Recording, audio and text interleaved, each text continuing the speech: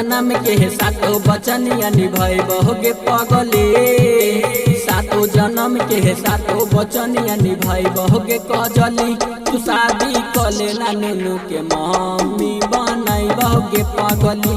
तू शादी कले ना नुनु के मम्मी बनाइबोगे पगली। जबन कहै छी तबन वादा निभाइबोगे कजली। जबन कहै छी तबन वादा निभाइबोगे कजली।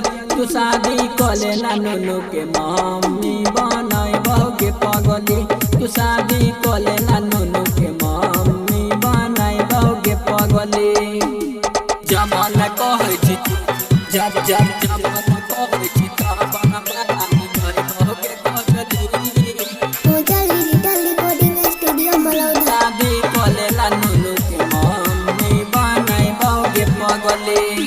झुमका ले अइबो हम नथिया ले अइबो बेटा ले अपन कपड़ा ले अइबो। कुछु के कमी हतोरा न देबो। चल गे रोनिया शॉपिंग करइबो। चल गे रोनिया शॉपिंग करइबो। झुमका ले अइबो हम नथिया ले अइबो बेटा ले अपन कपड़ा ले अइबो। चल गे रोनिया शॉपिंग करइबो। कुछु के कमी हतोरा न देबो। तोरा न देबो कहै छियो बतिया हमर मान है गे कजली।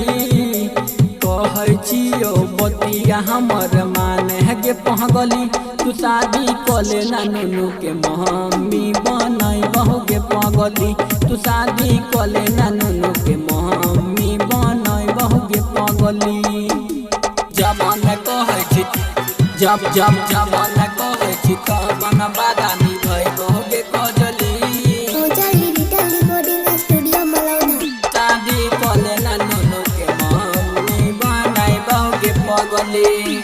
विनय विवेक देवरा बना ले। आनंद ठाकुर से शादी रचा ले। एहन मौका फिर नहीं मिलतो। यह लगन में शादी रचा ले। यह लगन में शादी रचा ले। विनय विवेक देवरा बना ले। आनंद ठाकुर से शादी रचा ले। एहन मौका फिर नहीं मिलतो। यह लगन में शादी रचा ले। शादी रचा ले कहै छियो बतिया हमर मान है गे पगली। कहै छियो बतिया हमर मान है गे कजली। तू शादी कले ना नुनु के मम्मी बनाइबोगे पगली। तू शादी कले ना नुनु के मम्मी बनाइबोगे पगली। Mix by Vinay Raja Bihar.